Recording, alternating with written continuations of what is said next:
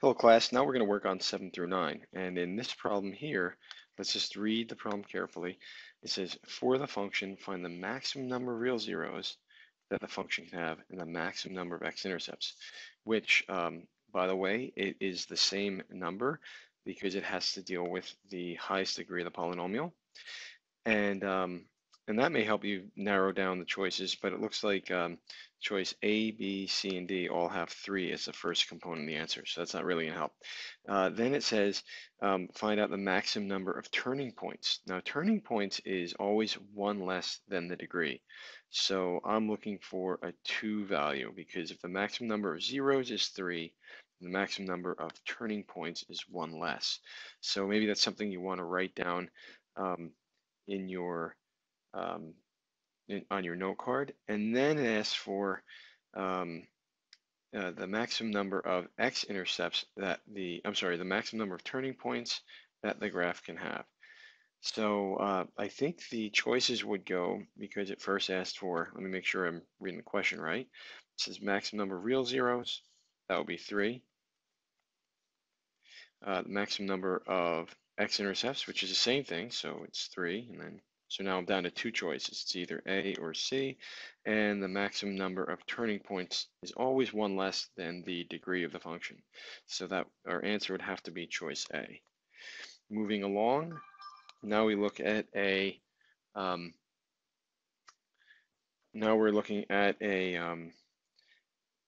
vertical asymptote of a rational function. So remember, the vertical asymptotes are always found in the denominator. By setting denominator equal to 0. So here we have x squared minus 36 equals 0. So in order to solve this, we have to, if you want to solve it this way, where you say x squared equals 36, and when you square root both sides, remember you have a plus or minus component. Or you could do difference of squares factoring, where if you have x squared minus 36 set to 0, you could factor it as x plus 6, x minus 6, and this is really an algebra 2 skill that you should all have under control. So here we have x equals -6 and x equals 6 as my 2 locations for my vertical asymptotes. So the equations would be choice D. Don't fall for this one, because this is just checking to make sure that you know that the equation of a vertical asymptote has got to be x equals as opposed to y equals. The last one, number 9, it says, we have a polynomial function. State the multiplicity of each 0. So when you have a polynomial in factored form, finding the zeros is really easy because the work has already been done for you. But this power here suggests that, the first 0 is going to be at 0, and that's going to be multiplicity 2. This 0 has multiplicity 1,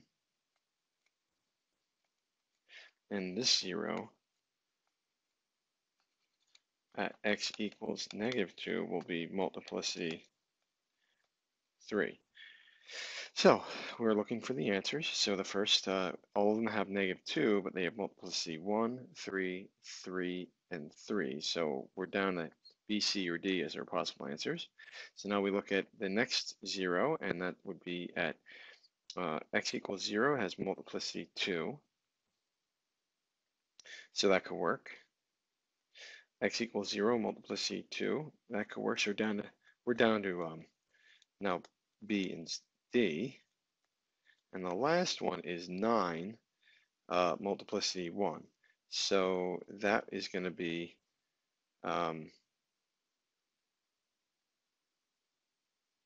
right here. It says 9, multiplicity 1. So my answer for that is going to be D. Anyway, that's the end of this video. Hopefully this was helpful to you.